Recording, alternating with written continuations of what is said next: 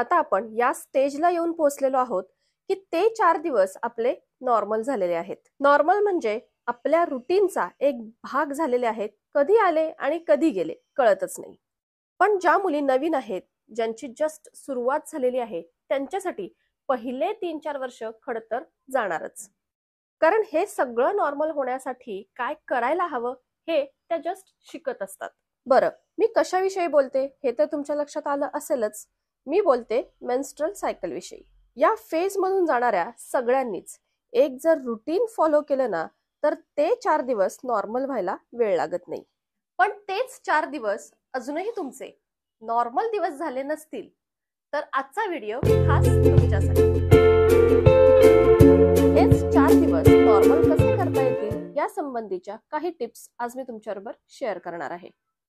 आपल्या शरीरात सतत हार्मोनल चेंजेस होत राहतात, पण या 4 दिवसात त्याबरोबरच पोट दुखणे, कंबर दुखणे किंवा विकनेस येणे या गोष्टी वाढतात.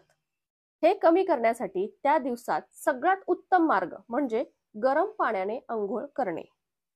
गरम पाण्याचा शेक मिळाला की सगळा थकवा निघून जातो आणि छान रिलॅक्स वाटतं.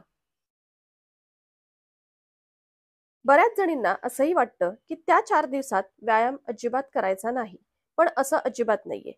काही आसनं आहेत जी खास त्या 4 दिवसांसाठीच आहेत, ती तरी आपण करायलाच हवीत. त्यापैकी हे आहे बालासन. यामुळे कंबर आणि पाठीला आराम मिळतो.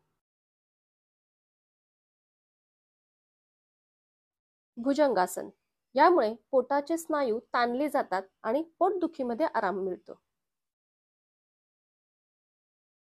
धनुरासन. यामुळे शरीर लवचिक होतं. उष्ट्रासन. यामुळे आपली पचनशक्ती सुधारते आणि ब्लोटिंग होत नाही. उपविष्ट कोणासन आणि जानु शीर्षासन. अर्ध मत्स्येंद्रासन. यामुळे पाठ आणि कमरेला आराम मिळतो. इतरही अनेक पोजेस आहेत ज्या तुम्ही गुगलवर सर्च करू शकता. आता ही योगासने फक्त तुम्हाला तुमची सायकल चालू असताना करायची नाहीयेत, तर रेग्युलर ही आसनं करायची. जर रेग्युलर कराल तरच त्या 4 दिवसांमध्ये तुम्हाला आराम मिळेल. या आपल्या मंथली सायकल मध्ये सगळ्यात महत्त्वाची गोष्ट असते ती म्हणजे सॅनिटरी नॅपकिन. योग्य सॅनिटरी नॅपकिन आपल्याला निवडावंच लागतं. मग आता हे सॅनिटरी नॅपकिन निवडताना कोणते फॅक्टर आपल्याला विचारात घ्यायला हवेत? तर सगळ्यात पहिलं म्हणजे तुम्हाला ब्लिडिंग किती होतं, म्हणजे तुमचा फ्लो जास्त आहे, कमी आहे की मीडियम आहे, ते महत्त्वाचं आहे. बरं, तुम्ही कोणत्या प्रकारचं काम करता? तुमचं काम बैठं आहे की खूप धकाधकीचं आहे, उभं राहून सारखं काम करावं लागतं, हे पाहायला हवं. तुमचा स्किन टाईप, तुमच्या स्किनला कोणत्या प्रकारचं पॅड सूट होतं. एखादं पॅड तुम्ही जर निवडत असाल तर त्या पॅडची ऍब्झॉर्प्शन कपॅसिटी किती आहे, त्याची लेंथ किती आहे, ते कोणत्या मटेरियल पासून बनवलेलं आहे, या सगळ्या गोष्टी आपल्याला विचारात घ्याव्या लागतात. तर या सगळ्या गोष्टी विचारात घेऊन मी कोणतं पॅड वापरते ते देखील मी तुमच्याबरोबर शेअर करणार आहे. तर ते आहे हे एव्हर्टीनचे सॅनिटरी नॅपकिन्स. हे आहेत एव्हर्टीनचे डबल एक्सेल सॅनिटरी पॅड, जे मी खूप महिन्यांपासून वापरते आहे. खरं तर प्रमोशनच्या निमित्ताने हे मी वापरायला सुरुवात केले, पण त्यानंतर ते मला एवढे आवडले की मी आता ते कंटिन्यू केलेले आहेत.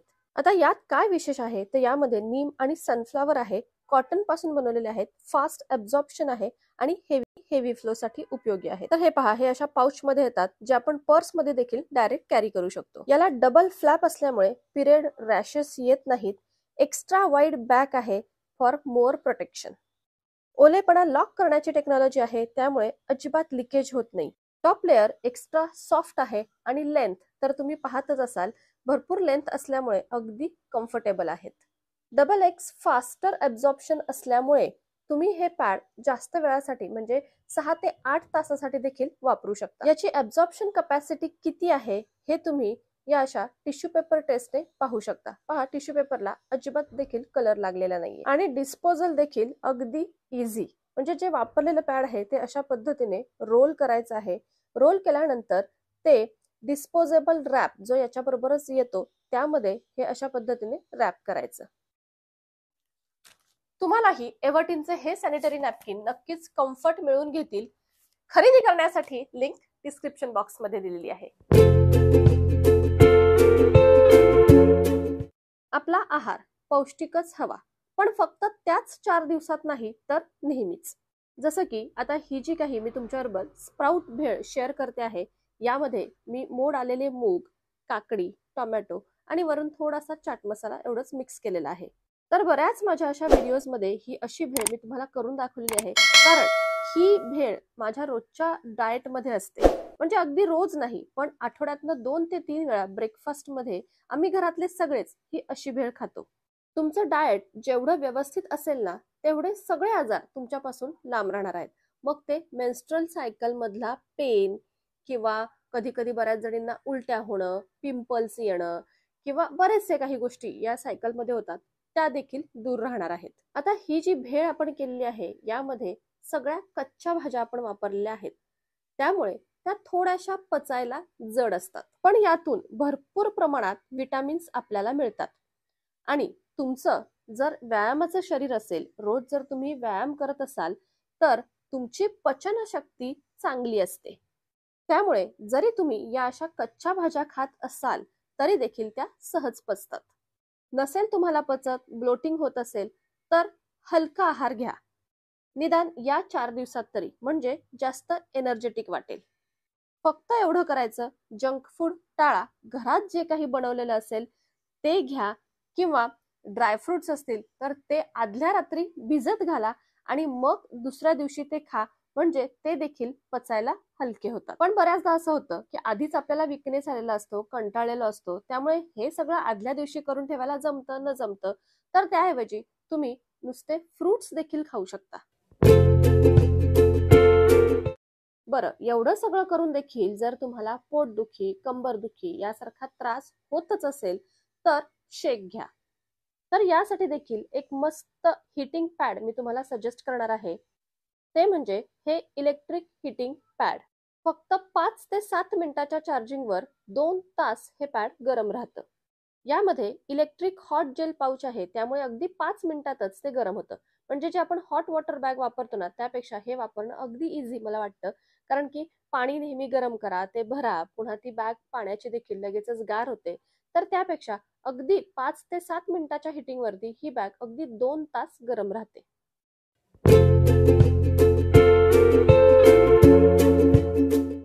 तर मैत्रिणींनो, अशा पद्धतीने या काही गोष्टी जर आपण फॉलो केल्या, तर ते 4 दिवस आपले नॉर्मल दिवस नक्कीच होतील. आजचा व्हिडिओ मी इथेच थांबवते. जर तुम्हाला आवडला असेल तर जरूर एक लाईक करा, शेअर करा आणि आपल्या चॅनलवर नवीन असाल तर सबस्क्राईब देखील जरूर करा. आता आपण भेटू पुन्हा एकदा अशाच नवीनच्या व्हिडिओमध्ये. तोपर्यंत बाय बाय.